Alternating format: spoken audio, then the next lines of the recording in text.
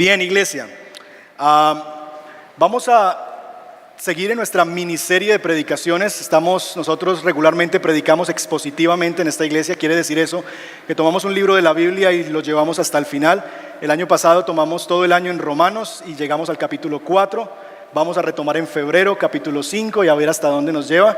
Pero hemos querido parar desde el año pasado por situaciones que se han presentado y quisiera, aprovechando el cambio de sede, poder también hablarles del cambio bíblico. ¿Cómo es que Dios se propone cambiarnos a nosotros? Porque les decía que una de las oraciones al Señor es: Señor, ya que nos cambiaste de lugar, cámbianos a nosotros. Y esa ha sido una de las oraciones que me ha acompañado. Así que permítame orar y nos arrancamos con lo que Dios tiene para nosotros. ¿Les parece? Señor, estamos agradecidos por darnos tu palabra, que es suficiente, Señor, para alimentar a tu pueblo. No solo de pan vive el hombre, sino de toda palabra que sale de tu boca. Y eso lo vimos en el desierto, cuando alimentaste a Israel con tus palabras, Señor. Con lo que tú decías se hacía, y cada día decías que caiga maná, y el maná caía, para demostrarle a tu pueblo, Señor, que la cosa más importante, Señor, no tiene que ver con sostenimiento, con cosas materiales, sino con tu palabra y tu voz, que hace que todo lo demás sea posible. Pedimos que tu palabra, que es poderosa y suficiente, venga a nuestro corazón y nos muestre el camino y nos siga guiando hacia el cambio que anhelamos tener, para que podamos vivir un cambio que sea duradero y permanente, un cambio que te glorifique a ti y que finalmente podamos comer deleitosamente de ese fruto del cambio, Señor, que anhelamos. Pedimos que nos bendigas y nos ayudes con tu Espíritu Santo, y lo pedimos en el nombre de Jesús. Amén. Amén. Bien, vamos a tomar un tiempo para dar un pequeño resumen, porque recuerden que este es un sermón dividido en 3 partes. Y decíamos que vamos a responder en este sermón, en esta serie de predicaciones, a 3 preguntas. Quiero saber si ya salió. Sí. Muy bien, que vamos a responder en esta serie de predicaciones a 3 preguntas. Y decíamos que esas 3 preguntas tienen que ver con el cambio. La semana pasada respondimos 2 de esas preguntas. La primera de ellas tiene que ver con por qué necesitamos cambiar. Porque muchos de nosotros podemos pensar que estamos bien, que realmente todo en mi vida anda correctamente, y que cuando hablamos de cambio pareciera que eso es algo que se refiere a gente diferente a nosotros. Sí, necesita cambiar el vecino que le acaba de poner los cachos a su señora. Necesita cambiar este muchacho que está en las drogas. Necesita cambiar mi hermano que está en la inmunda porque lo dejó la novia y está que se suicida y se corta las venas. Él necesita cambiar, ella necesita cambiar, yo no, yo estoy muy bien. Y decíamos que necesitamos descubrir la razón por la que necesitábamos cambiar. La segunda pregunta que respondimos la semana pasada es: ok, si requerimos un cambio, ¿qué es lo que necesita cambiar? ¿Dónde es que se requiere el cambio? Y decíamos que muchos de nosotros, cuando hablamos de cambio, hablamos del cambio de otros o hablamos del cambio de las circunstancias. Yo quiero que este año sea diferente, que las cosas cambien, y lo que tengo en mi mente es que consiga un trabajo, que consiga un novio, una novia, un esposo, una esposa, que mi matrimonio se transforme, que mis hijos sean obedientes. Es decir, estoy esperando que lo que cambien sean otras personas o que cambien las circunstancias a mi alrededor, porque si tan solo eso cambiara, yo estaría muy bien. Y descubrimos que ese no es el cambio que Dios quiere. Dios quiere otro cambio. ¿Qué es lo que dijimos la semana pasada entonces, para ver un pequeño resumen? Dijimos en primer lugar que nosotros necesitamos un cambio, y lo demuestran nuestras relaciones rotas. Lo que requerimos nosotros es un cambio, y la forma en que ese cambio se hace evidente en nosotros es cuando empezamos a descubrir que la relación con Dios está rota, que la relación con otras personas está rota, que nosotros vemos que por más que intentamos arreglar las cosas, empeoran con mi esposo, esposa, con mis hijos, y vemos relaciones quebrantadas. Empezamos a entender que necesitamos cambiar cuando vemos que nuestra relación con las finanzas, por ejemplo, con la tierra, con el ambiente, está mal y no prosperamos, y la cosa va cada día peor, ¿cierto? Y parece que ningún empleo para, y toda empresa que montamos cae, y como que hay algo que no sale muy bien. Esas cosas son las que nos hacen entender que necesitamos un cambio. Y decíamos nosotros también, en segundo lugar, que el cambio que requerimos es un cambio a nivel del corazón, no de las circunstancias ni de los demás, sino un cambio que se dé a nivel del corazón, porque decíamos que del corazón sale ¿qué? Todo. Y Proverbios 4:23 dice que de él nace, fluye la vida. Y en tercer lugar decíamos que el corazón es el timón de mando. De él nace todo en la vida, de tal manera que el asunto que deberíamos nosotros estar pensando en que necesita ser transformado y donde se requiere el cambio es nuestro corazón. Nuestro corazón. ¿Estamos bien? Para los que no vinieron hace 8 días, ponerlos un poquito en contexto. Bien, el corazón es la raíz donde nace la vida. Eso es lo que en otras palabras dice Proverbios 4:23. Si esto es verdad, si es el corazón la raíz de donde nace la vida, la siguiente pregunta que buscaríamos responder es: ¿qué clase de vida puede producir el corazón? Si es el corazón de donde nace la vida, si es la raíz, ¿qué clase de vida puede surgir de allí? ¿Qué clase de vida surge del corazón? Y para eso quiero invitarles a que me acompañen en sus Biblias a Mateo capítulo 7. Si está en su dispositivo móvil, búsquelo por favor en la Nueva Versión Internacional.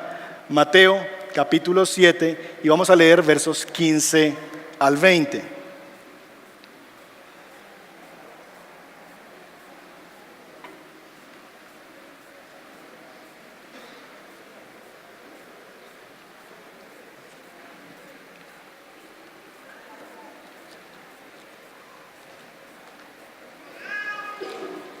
Mateo capítulo 7, versos 15 al 20. ¿Lo tenemos? Ok, leo en favor de todos. Sígame ahí en su celular o en su Biblia. Cuídense de los falsos profetas. Vienen a ustedes disfrazados de ovejas, pero por dentro son lobos feroces. Por sus frutos los conocerán. ¿Acaso se recogen uvas de los espinos o higos de los cardos? Del mismo modo, todo árbol bueno da fruto bueno, pero el árbol malo, fruto malo. Un árbol bueno no puede dar fruto malo, y un árbol malo no puede dar fruto bueno. Todo árbol que no da buen fruto, se corta y se arroja al fuego. Así que por sus frutos los conocerán. El contexto de este pasaje es una confrontación de Jesús con falsos maestros. Jesús está denunciando y está advirtiendo al pueblo acerca de personajes que se van a introducir dentro del pueblo de Dios queriendo engañar al pueblo de Dios. El texto usa expresiones, por ejemplo, son como lobos disfrazados de ovejas, y ese es el contexto general del pasaje, una denuncia a personas que se infiltran en la congregación aparentando piedad, ser maestros, ser buenas personas, ser dirigentes de la comunidad, pero simplemente son lobos que están disfrazados de ovejas. La advertencia frente a esos personajes es: cuídense de ellos, porque van a venir y porque se van a estar en medio de ustedes. Cuídense, ¿por qué? Porque ellos van a aparentar piedad, van a aparentar bondad, van a aparentar que sí son hombres de Dios, pero al final el fruto malo de ellos los va a delatar. En otras palabras, lo que está diciendo Jesús es: estos hombres van a comenzar muy bien, va a parecer que son buenos hombres, que están haciendo bien su trabajo, que son hombres de Dios, aparentan buen fruto, pero el pasar del tiempo se va a ver realmente qué clase de árbol es. Y es que el fruto de ellos a largo plazo los va a delatar. Por estos días, mi papá, que estaba trabajando en la obra, salió hacia el trabajo y no había desayunado. Dijo: me voy a llevar algo para comer en el camino, y cogió esto. ¿Qué es? No, es un limón. Algo así es lo que nosotros vemos en este pasaje. Parece una mandarina, tiene la apariencia, el color, el tamaño, pero cuando tú lo muerdes te das cuenta finalmente de que es un bendito limón, ¿cierto?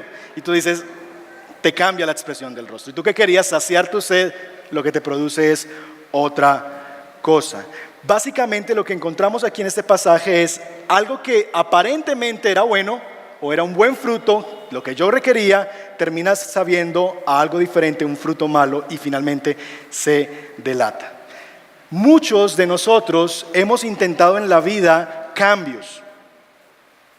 Y yo sé que cuando les hablo a usted de cambiar de vida, no es la primera vez que usted lo va a intentar o lo está intentando. De hecho, usted puede arrancar y estar aquí esta mañana porque parte de sus propósitos del nuevo año es buscar una iglesia y decir, este año sí. Y muchos de nosotros hemos en el pasado intentado cambios y en ocasiones perecemos. Al comienzo, enero, febrero, marzo, vamos bien. Adoptamos patrones, voy a venir a la iglesia cada semana, voy a meterme en un grupo pequeño, etcétera, etcétera, etcétera. Adoptamos disciplinas, nos levantamos temprano a leer la Biblia, oramos, pero al pasar del tiempo nos damos cuenta que volvemos a lo mismo. ¿Le ha pasado a usted? Sí, Señor. Nosotros hemos emprendido cambios de esta manera, pero el tiempo nos demuestra realmente que ese cambio no fue un cambio verdadero, sino fue un cambio no permanente, perecedero. Finalmente, el fruto de nuestra vida vuelve y nos delata, vuelve y nos deja ver qué clase de personas somos nosotros. Lo que Jesús está diciendo en este pasaje es básicamente en el verso 17 que hay dos clases de árboles. Mira el verso 17. Todo árbol bueno, ¿qué hace?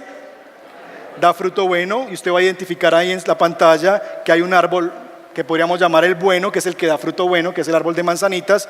Busqué uno de naranjas, pero no había, para que fuera más latinizado el tema, pero eran manzanas. Y del otro lado hay un árbol malo que no puede dar fruto bueno. Lo que Jesús está diciendo, en otras palabras, es hay dos clases de árboles, hay dos clases de vidas en la analogía, hay dos clases de formas de enfrentar o de ver la vida. Hay uno bueno y uno malo. Ahora bien, hay una relación entre cada uno de los árboles y el fruto que da ese árbol. ¿Cuál es la relación entre cada uno de los árboles y su fruto? Versículo 20. La relación que hay es que el fruto me va a dar a conocer qué clase de árbol es cada uno. ¿Comprendemos eso? ¿Me hago entender? Cuando yo veo el fruto me está diciendo qué clase de árbol es esa persona, para hablar de una vida de una persona. ¿Qué clase de árbol es cada uno? Cuando yo considero el fruto de esa persona, el fruto de esa vida, yo puedo saber inmediatamente qué clase de árbol es. Muchos de nosotros no tuvimos el privilegio y la oportunidad de crecer en el campo. Y cuando vamos al campo, no podemos detectar qué clase de árbol es una cosa hasta que vemos el fruto. Ay, vea, eso allá son, no sé, melones. No son melones, son papayas. Cierto, porque si no vemos el fruto no podemos reconocer qué clase de árbol es. Eso es lo que está diciendo Jesús. El fruto es lo que va a hacer conocer qué clase de árbol es cada quien. Ahora bien, si es que el corazón puede producir un árbol bueno y un árbol malo, eso lo puede hacer el corazón, ¿cómo entiendo yo qué clase de árbol soy yo? ¿Cómo yo puedo determinar qué clase de árbol soy yo? ¿Soy el árbol bueno o soy el árbol malo? El texto ha dicho que el fruto, pero ¿cuáles frutos? ¿Cuáles son los frutos de un árbol malo? ¿Cuáles son los frutos de un árbol bueno? Esa es la pregunta que ahora vamos a responder. Acompáñeme ahí en su Biblia a Gálatas capítulo 5 y tenga en mente esta pregunta. ¿Qué clase de árbol soy yo?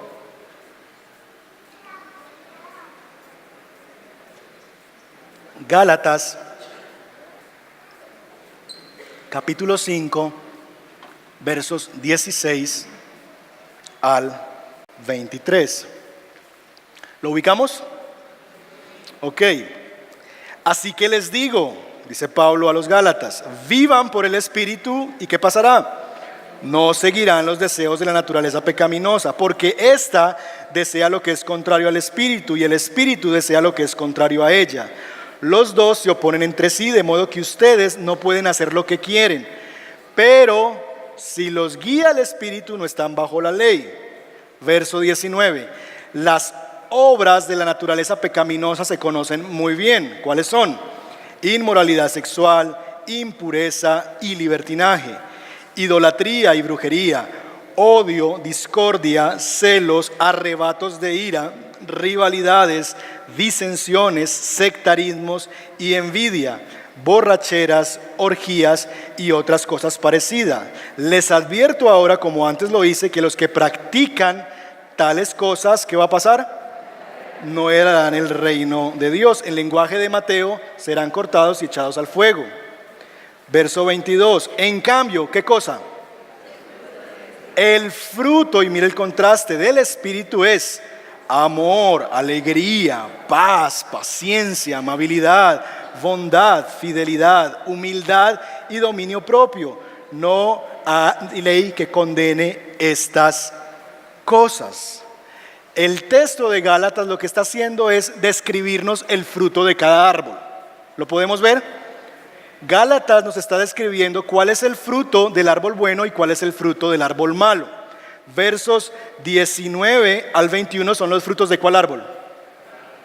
Del malo. Y versos 22 en adelante los frutos de el árbol bueno. Pero no solamente se nos describe el fruto de cada árbol, sino se describe también la naturaleza de cada árbol. La naturaleza de cada árbol, que finalmente es la que determina el fruto. Las manzanas malas no son las culpables de que el árbol sea malo. El mango, no sé si usted ha comprado esos mangos que parecen, son rojitos, hermosos, grandes, y usted dice, uy, este mango está delicioso, y usted lo abre y está verde, desabrido. Bueno, ese manguito no tiene la culpa de ser así. El fruto no es el culpable de que el árbol sea malo. El fruto solamente da a conocer el estado en el que está ese árbol. Realmente ese mango está insípido, está mal, porque hay algo en el árbol que está mal. ¿Captamos el asunto? No es el culpable el fruto, es el indicador de que algo más está mal en el árbol. Eso en lenguaje teológico quiere decir lo siguiente: que tú no eres un pecador porque cometes pecados por el fruto malo que te ves. Tú no eres un pecador porque cometes pecados. Cometes pecado porque eres un pecador.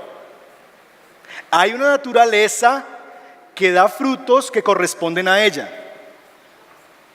Hay una naturaleza dentro del árbol de mango que dice qué clase de mango debe dar. Hay una naturaleza en el árbol de manzanas que indica qué manzanas debe dar. De la misma manera, tus frutos lo que están diciendo es que hay algo diferente a tu fruto que está mal, y tiene que ver con la naturaleza que te gobierna, con la naturaleza en la que está tu vida. De tal forma, mis hermanos, que el cambio de la vida no tiene que ver con el fruto, sino con la naturaleza del árbol. Dios no quiere trabajar en cambiar nuestra ira, que es una de las espinas, ¿cierto? Una de los frutos malos, según el texto que hemos leído. Lo que Dios quiere hacer es cambiar algo en nosotros que nos lleva a reaccionar con ira. No es el fruto, es la esencia. Es lo que pasa debajo de la superficie lo que define el fruto que sale. Es aquello que está en la raíz lo que define lo que sale de nosotros. Ahora bien, uniendo las analogías, si es del corazón que sale todo, lo que está en la raíz de nuestro árbol es ¿qué cosa? Si es el corazón de donde sale todo, ¿qué es el corazón en la figura del árbol? La raíz, ¿cierto? El corazón es la raíz de nuestra vida y es desde allí, de lo que haya en nuestro corazón, lo que nuestro árbol va a mostrar.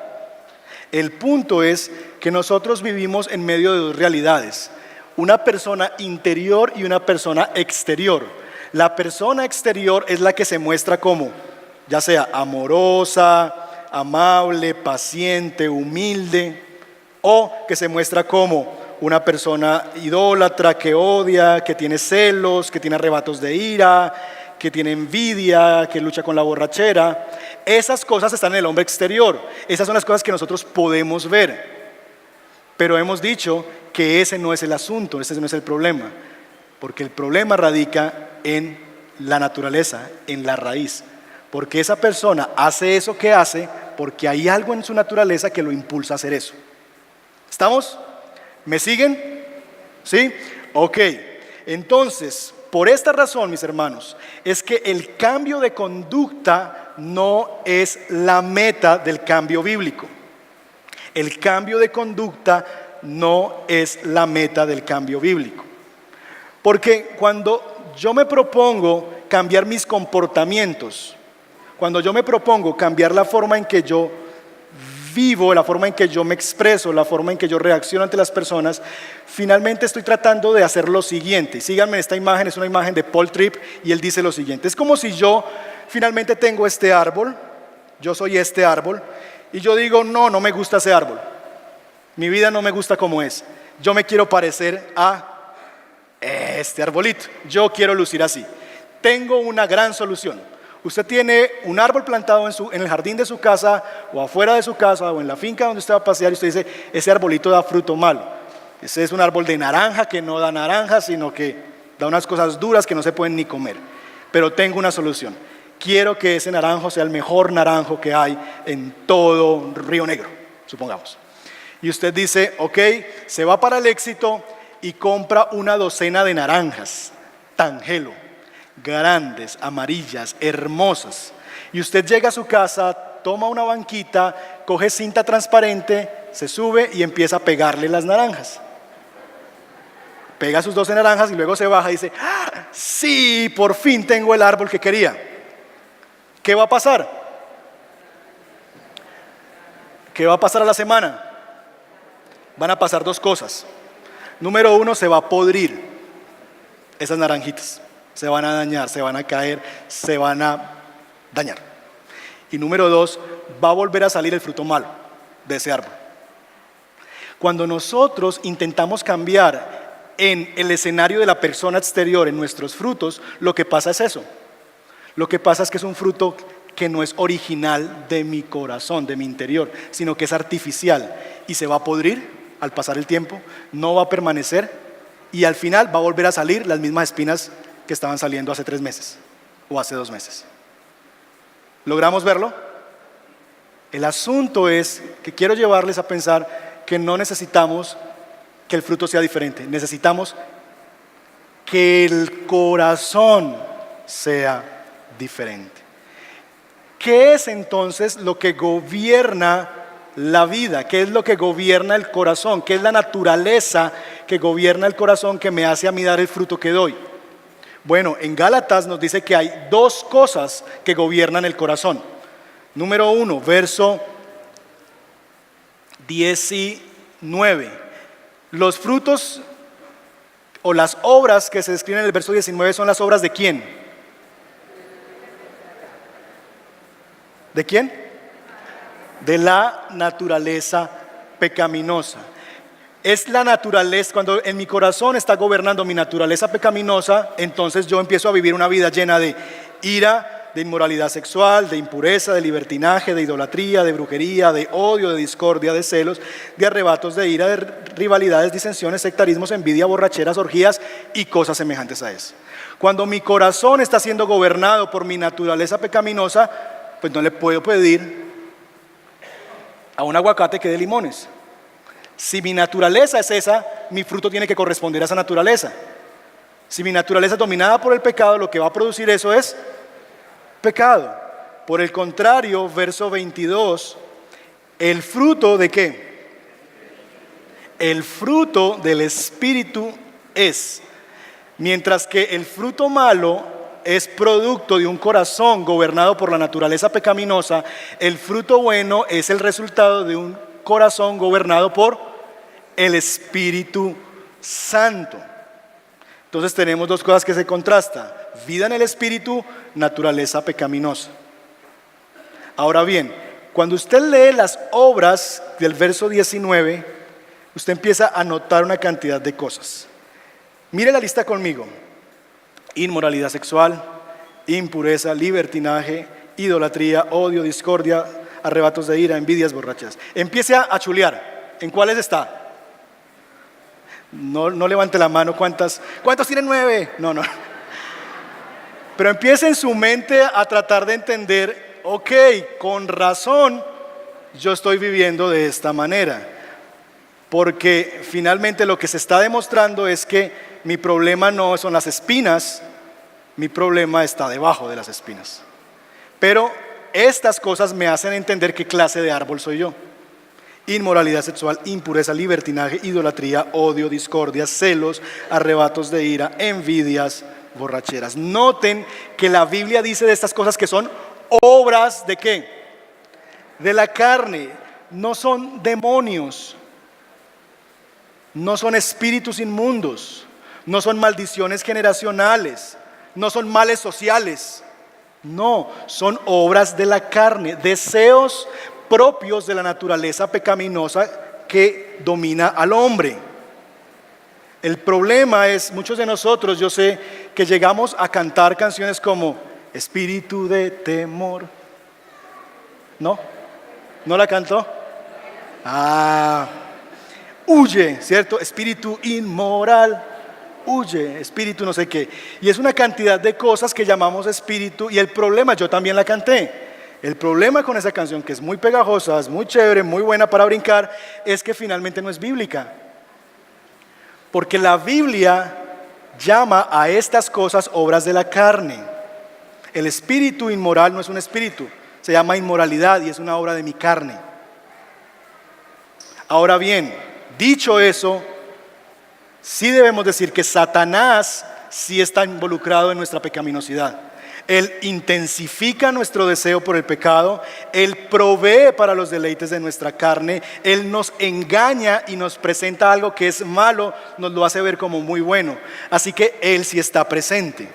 No quiero decir que Satanás no existe, no está presente, sí existe, sí está presente, sí nos engaña y trata de atraparnos en el pecado, intensifica nuestros deseos, pero finalmente es nuestra responsabilidad. El problema, hermanos, cuando nosotros nos acercamos a estas cosas, a la ira, a la envidia, a la borrachera, y los llamamos espíritus, es que equivocamos entonces el tratamiento, porque si el problema es un espíritu, lo que necesita es liberación. Si la borrachera que él padece es culpa de un espíritu, lo que requiere es que alguien ore para que se le vaya el espíritu. Y finalmente es como tratar una neumonía con Noxpirin. No va a funcionar, porque esa persona necesita hacerse responsable de su pecado y entender que es una obra de su propia naturaleza el querer ir a emborracharse, o sus arrebatos de ira, o etcétera, etcétera, etcétera. El problema es que nosotros tendemos, entonces nos convertimos más bien en víctimas y no en responsables. Porque si no es culpa mía, si es que yo me emborracho, pero es que es el demonio que me posee, entonces eso no es culpa mía, pastor. Yo no sé por qué, ¿cierto? Eso es un espíritu que yo tengo ahí adentro. Nos convierte en víctimas y no nos hace responsables. Tiene arrebatos de ira, le pega a su mujer y dice, no, eso no es problema mío, es un espíritu que me posee. No, notan el problema, me lleva a mí a una condición de sentirme víctima de algo y no responsable de algo. Cuando la Biblia llama que somos nosotros los que vivimos en medio de esa naturaleza. Y entonces nos gusta pensarlo así, porque nos pone en el papel de víctimas y no en responsables. Versos 22 en adelante tenemos entonces la siguiente lista, y es los frutos del Espíritu. Mírela conmigo: amor, alegría, paz, paciencia, amabilidad, bondad, fidelidad y dominio propio. ¿Esos son qué? ¿Frutos de qué? ¿Fruto de qué? Fruto del Espíritu. Fruto del Espíritu. No es el fruto del creyente. ¿Notan la diferencia? Porque no es que el creyente ahora está sentado en el trono de su corazón gobernándose a sí mismo y entonces puede dar fruto, sino que es el Espíritu Santo que está sentado en el trono del creyente y por eso ahora puede llevar fruto. El árbol no hace fuerza por ser un naranjo. ¿Han visto un naranjo haciendo fuerza por dar naranjas? Como que, naranja sal. No, el naranjo no tiene que hacer fuerza porque el naranjo simplemente da de lo que su naturaleza le dice. Llega el tiempo, a su debido tiempo, da fruto. Y el fruto es una naranja. De la misma manera, mis hermanos, el creyente solo tiene que asegurar que su vida esté siendo gobernada por el Espíritu de Dios. El fruto vendrá como resultado de vivir en el Espíritu. El fruto vendrá como resultado de vivir una vida en el Espíritu.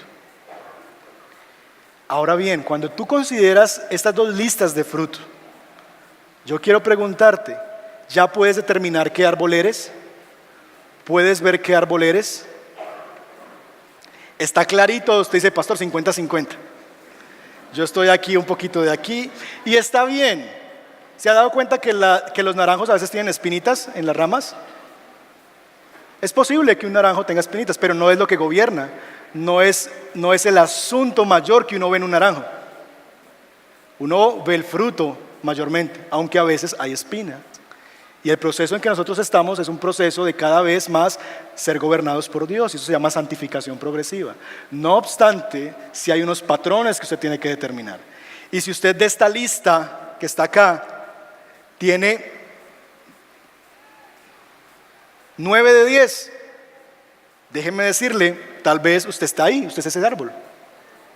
Si usted de esta lista puede permanentemente estar viviendo 7 de 10, ok, tal vez usted está en este árbol. El punto es, mis hermanos, que necesitamos entender qué clase de árbol somos. ¿Cómo nos damos cuenta? Viendo el fruto. La pregunta que sigue, una vez determinamos qué clase de árbol somos nosotros, es, ok, pastor, yo estoy aquí, pero yo quiero pasar aquí. O sea, ya sé, ya entendí que soy esta persona, que soy este tipo de árbol que no da fruto, que da espinas, pero yo quiero cambiar. Yo quiero llegar a ser este árbol. ¿Cómo cambio de aquí a aquí? ¿Cómo paso de aquí a aquí? Quiero pasar de ser un árbol malo que da fruto malo a ser un árbol bueno que da fruto bueno. Eso lo veremos la siguiente semana. Por ahora, déjeme concluir con algunas cosas que hemos dicho hasta el día de hoy. Primero, algunas conclusiones. Primero, hay dos clases de árbol, uno bueno y uno malo. El fruto dará a conocer qué clase de árbol soy. ¿Estamos? 2, los malos frutos son, señale eso, mi responsabilidad. No es culpa de mi esposa, porque es que si ella fuera tan solo mejor esposa, yo no sufriría de ira y no le gritaría. No es culpa de tu hijo, no es culpa de que es que cuando hace mucho sol yo me pongo así. O es que los Suárez somos así, los Peláez somos así. No es culpa de tu papá, de tu mamá, es tu responsabilidad, es tu carne, tu naturaleza gobernada por el pecado la que hace que ese fruto salga. No de demonios. Y lo que hace evidente eso es que yo necesito un cambio a nivel de corazón, algo distinto que gobierne mi corazón. 3, el fruto vendrá naturalmente en una vida que es gobernada por el Espíritu Santo. El fruto bueno que tú quieres ver, esa vida de amor, esa vida de paz, esa vida paciente, esa vida de bondad, esa vida de mansedumbre, vendrá naturalmente cuando tu vida esté siendo gobernada por el Espíritu de Dios. Eso es lo que hemos dicho hasta ahora. Ahora bien, ¿qué tiene que ver eso con nosotros y cómo podemos sacar algunas implicaciones, cosas prácticas que tenemos que orar a Dios y que tenemos que pensar más esta semana? Número 1, tu fruto habla más fuerte que tus palabras. Tú puedes enrancharte y decir, yo estoy muy bien, yo soy un cristiano, no me pierdo culto el domingo. Y por enésima vez les digo, el hecho de que tú vivas en un garaje no quiere decir que seas un carro. De la misma manera, el hecho de que vengas a una iglesia no quiere decir que eres un cristiano. Tu fruto hablan más que tus palabras. Tú puedes presentarte en Facebook como cristiano, tú puedes mandar emoticones así, tú puedes hacer lo que quiera con tus palabras, pero finalmente lo que va a mostrar qué clase de árbol eres es tu fruto. Así que si tú has dicho muchas cosas, pero hoy es evidente que eres árbol malo, no te engañes más. Tal vez hoy es día de salvación para ti. Arrepiéntete, reconoce que tal vez viviste religiosidad, venías aquí porque te traían o porque te parecía muy chévere, pero en realidad el fruto de tu vida está diciendo que no eres cristiano, que no has nacido de nuevo y que tu corazón sigue siendo gobernado por una naturaleza pecaminosa. Y no está mal. Todos los que estamos aquí, si ya estamos al otro lado, estuvimos allá y necesitamos llegar a ese reconocimiento. Entonces, mira el fruto. Les dejé una tarea la semana pasada. Pregúntale a tu esposa y a tu esposo, a tus hijos, a la gente cercana a ti. ¿Me puedes ayudar a evaluar? Porque yo tengo muchos puntos ciegos y a veces pienso que estoy muy bien, pero tú que me conoces, ¿en qué área necesito cambiar? Así que, primera implicación es: tu fruto habla más fuerte que tus palabras. 2, no vas a cambiar si lidias con tu ira contando hasta 10 o alejándote de la gente que te exaspera. No vas a poder vencer la ira si el método que utilizas para luchar contra esa ira es: déjame cuento hasta 10. 1, 2, no va a pasar nada. Porque de nuevo es querer comprar una naranja en el Éxito, coger cinta y pegársela. Es un fruto falso, no va a funcionar. Puede ayudar en ese momento para no pegarle a algo, no tirar cosas, está bien, pero no ha resuelto el problema. El problema está ahí. No lidies con tu pecado a nivel del comportamiento. No te alejes de las personas. Yo siempre, todo el que está a mi lado le hago daño, por eso me volví solitario, no hablo con nadie. No tengo amigos. Sal de ahí, porque finalmente eso no te soluciona el problema permanece. Necesitas algo diferente. El problema no es el fruto, sino el corazón. Así que necesitas trabajar es allí, y de eso vamos a hablar la siguiente semana. Y 3, no debo enfocarme en comportamiento, sino, ya no lo tienen, ¿verdad? No debo enfocarme en comportamiento, sino en devoción. No debo enfocarme en comportamiento, sino en devoción. Notan que el texto dice, mire conmigo Gálatas 5, verso 16. Y quiero que vean este detalle porque me parece muy, muy importante. El texto dice 16, 5, 16. Así que les digo, vivan por el Espíritu y no seguirán los deseos de la naturaleza pecaminosa. En los grupos de reto y en consejerías con hombres siempre sale la misma pregunta: pastor, pero ¿cómo hago para cuando veo una mujer en la calle no desearla? ¿Cierto? ¿Cómo batallo con eso? Es que es muy difícil. ¿Qué hago? ¿Mantengo mirando para abajo? No sé, me compro algunas gafas cristianas que vendan. ¿Qué hago? ¿Qué hago para hacer eso? Y siempre la respuesta es la misma, tú no necesitas pelear contra eso, contra dejar de ver. Tú lo que necesitas es batallar porque tu satisfacción esté en Dios. Que tus ojos estén satisfechos cada mañana al ver a tu Señor en la palabra. Porque cuando te satisfaces en Dios, tu deseo por el pecado disminuye. Es lo que dice el texto. Vivan por el Espíritu, ¿y qué va a pasar? No seguirán los deseos de la carne. El texto no dice luchen contra la carne, dice vivan por el Espíritu, y lo que va a pasar naturalmente es que si yo cultivo una vida en el Espíritu, estos deseos de la carne ya no los voy a seguir. Porque finalmente, y eso adelantándome a la siguiente semana, el problema de nuestro corazón es de adoración, es de satisfacción. Nuestra alma, y esto es de un teólogo, John Piper, dice que nuestra alma realmente es un cultivo de adoración. Nuestra vida lo que anhela es satisfacción, gozo, y lo que hace el pecado es darnos un gozo falso, ser un falso gozo. Pero si nosotros llegamos a encontrar la satisfacción de nuestra alma en Dios, que fue lo que fuimos diseñados para hacer, entonces no necesito esto. Si tú me llevas a Doña Rosa a almorzar después de salir de aquí, créeme que yo no te voy a recibir un limón cuando terminemos después de ahí. No quiero. Puedo tener mucha hambre y si tú me ofreces un paquete de papitas después de eso, yo te voy a decir, no, estoy tan lleno, tan saciado que no me cabe ni una papita. De la misma manera, el día en que tú encuentres tu gozo, tu satisfacción en quién es Dios, tú vas a dejar de desear o vas a dejar de seguir los deseos de tu naturaleza pecaminosa. Así que la lucha contra el pecado no se vence contra el pecado, se vence en mi devoción a Dios, en mi encuentro con Dios, en mi comunión con Dios. Así que no pelees contra el pecado, es una batalla por el gozo. Asegúrate de que tu devoción con Dios sea permanente y genuina.